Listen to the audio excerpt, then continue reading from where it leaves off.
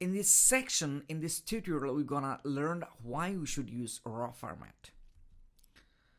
At first, photographer sets the ISO, camera captures the light, and digital gain applied as specified by the ISO. Then the data is stored as RAW file inside camera memory card.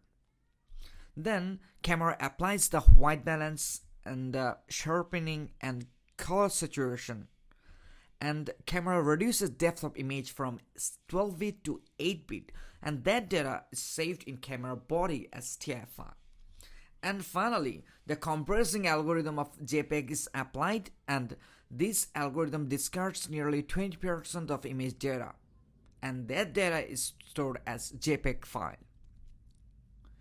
Through RAW format, you can get the best quality which is not possible in other formats like JPG, TIFF, PNG, and others.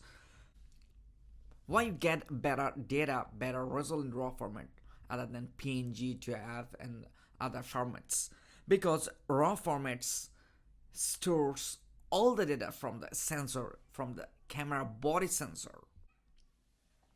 Through RAW format, you can modify and adjust white balance after the shoot. Wow. When you shoot image in JPG format, then select white balance applied.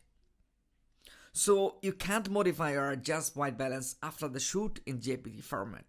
With the RAW, the white balance is still recorded, but because you have way more data, it is easy to adjust the white balance.